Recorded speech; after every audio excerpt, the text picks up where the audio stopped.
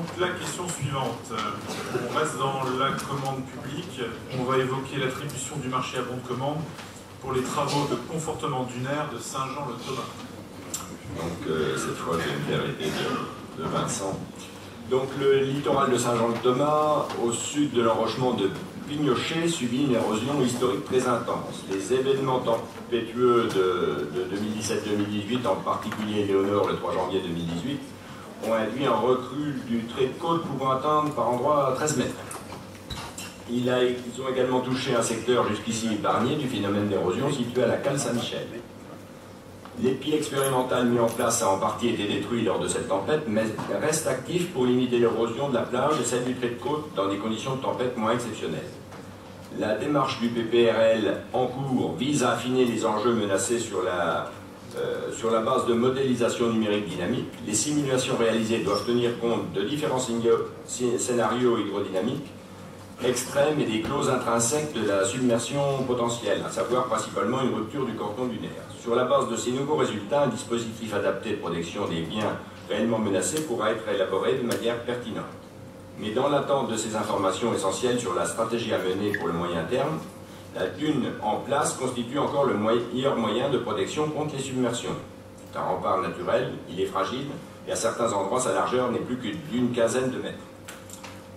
Donc, dans un tel dispositif, l'épi expérimental en place sera encore valorisé en bloquant partiellement le départ vers le sud, inévitable d'une partie de ces sables apportés. Ce type d'intervention sur le terrain aurait un faible impact sur le milieu, les actions étant menées sur le haut estran strictement et éviterait une destruction prématurée de la route littorale, qui sans une démarche anticipée de démantèlement serait très pénalisante pour l'environnement.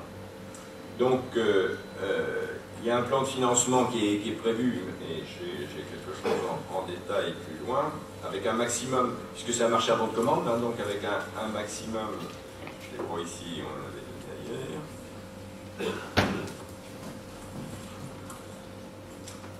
Ce serait sur la première période de 5 mois cette année, et ensuite 3 périodes de 12 mois pour les 3 années suivantes, avec un montant maximum annuel total, de 100 000 € hors taxe.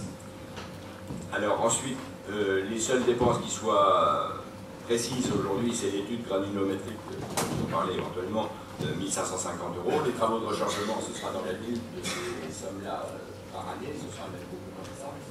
Ce sera beaucoup moins que ça, tu vas nous le préciser. Et il y a un dossier des démarches qui sont nécessaires pour l'autorisation des travaux, un dossier d'évaluation cas par la DREAL, un dossier d'autorisation de site classé auprès du ministère de l'écologie, un dossier d'évaluation d'incidence Natura 2000 auprès de la DDTM et demande de subvention à FIT avant le 1er juin 2019. Alors quand on parlait des complications, là je pense qu'on est dans le total, on a la totale. Et donc on a des réceptions des offres qui sont fixées au 28 juin, hein, puisque l'ouverture se fera le 28 juin après-midi. Et puis c'est à peu près tout ce que j'ai à dire. Je te laisse continuer.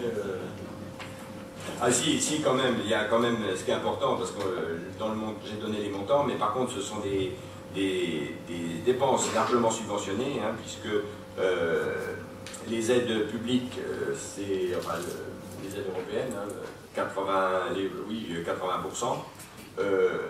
Les fonds de l'agglo doivent être partagés, enfin les 20% restants doivent être partagés entre l'agglo et la commune. Hein, donc 10% à charge de la commune et 10% à charge de l'agglo. C'est pour ça que tout à l'heure, quand je parlais de 100 000 € maximum par an, en réalité c'est 10 000 € maximum pour l'agglo. Et c'est beaucoup moins que ça, tu vas nous le dire. Mais autrement, c'est le maximum engagé, ce serait 10 000 € par an. Voilà, beaucoup de choses pour... Comme vous pouvez vous souvenir, donc on avait effectué l'an passé un rechargement de l'ordre de 17 000 m3 qui avait été pris en charge sur la partie du reste à charge, donc qui était financé à 80% par les fonds RAFIFT. Et donc du coup, le reste à charge était partagé entre la commune et la communauté d'agglo à hauteur de 10% du montant. Donc ce dossier nous avait coûté à peu près 8 000 €.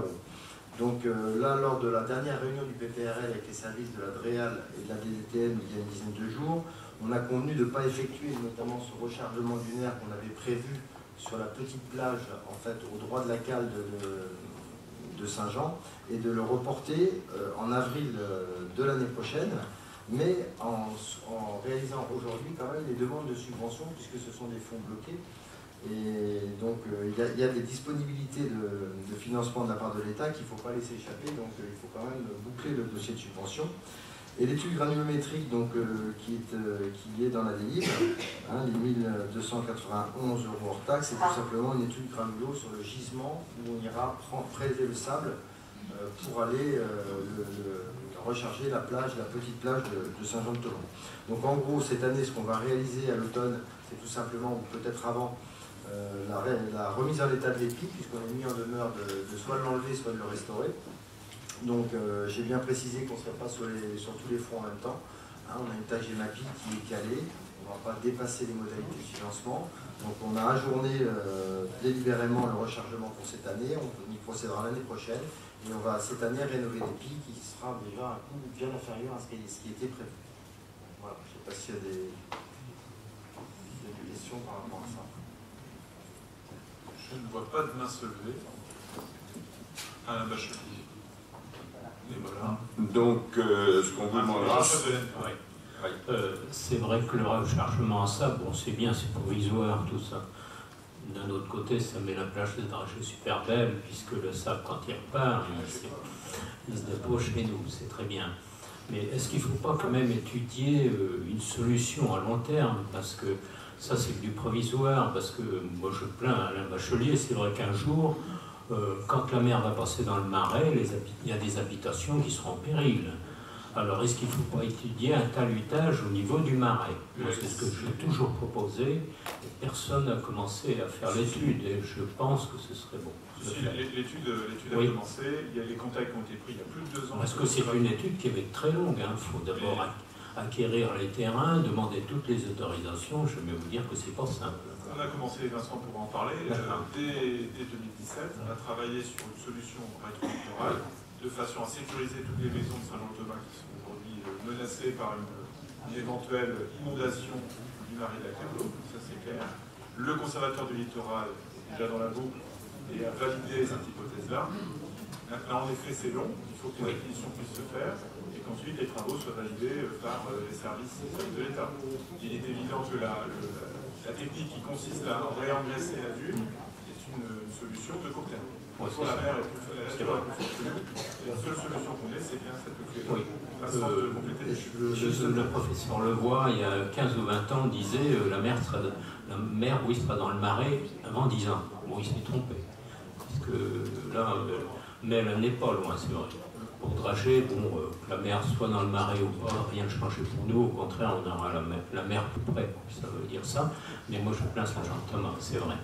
Alors, juste pour compléter ce que vient de dire David, vous savez qu'il y a un PPRL, donc un plan de prévention du risque littoral sur le secteur, hein, qui est piloté par l'État. Donc c'est le résultat de ces études-là qui vont déterminer la cote d'Arras d'un ouvrage qui sera très sobre, hein, puisqu'il sera fait avec des matériaux locaux. En fait, ça va être un espèce de mondrin rétro-littoral pour protéger directement les habitations en cas de rupture du bord modulaire. Donc cette solution qui a été difficile à faire valider par les élus de Saint-Jean, aujourd'hui, voilà, ils sont d'accord avec ce principe-là. Maintenant, voilà, chaque chose en son temps. Il faut savoir aussi qu'on aura l'obligation de déterminer notre système d'endiguement. C'était théoriquement pour le 31-12 prochain, 2019.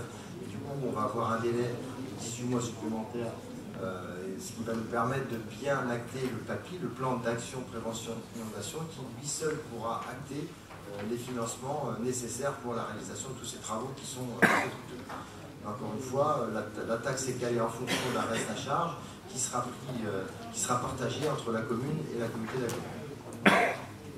Alors moi je voudrais juste préciser une petite chose. Le talutage pour protéger les habitations de Saint-Jean-de-Thomas, c'est très bien. La mer elle passe dans le marais, elle passe au pied de Dragée, c'est très bien, mais elle arrive à Genêt.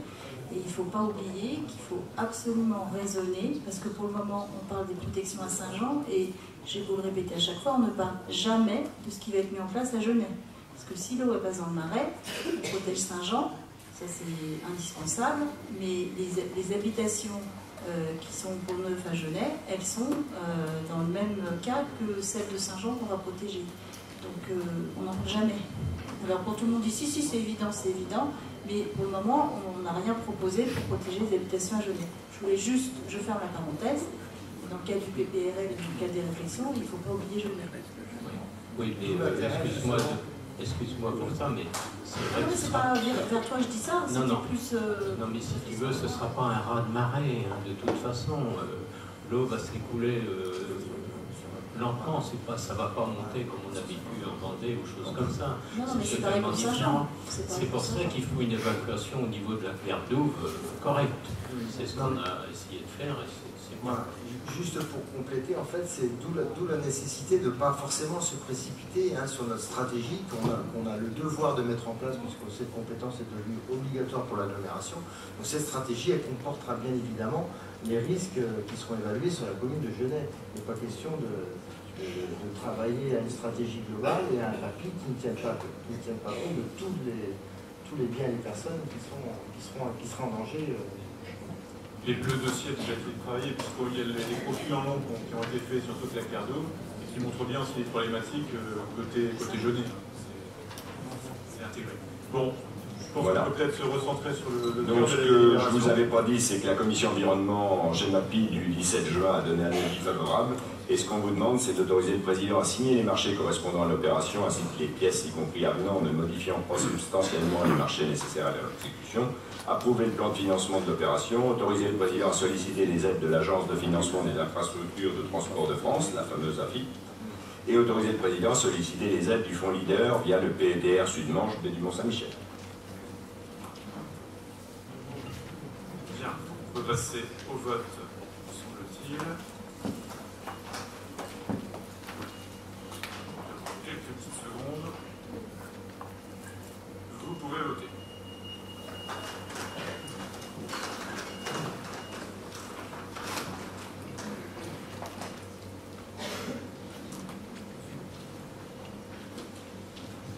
Bien, donc nous avons 113 votes exprimés, 107 sont favorables, nous avons un vote défavorable et 5 abstentions, donc majorité pour cette question numéro 23.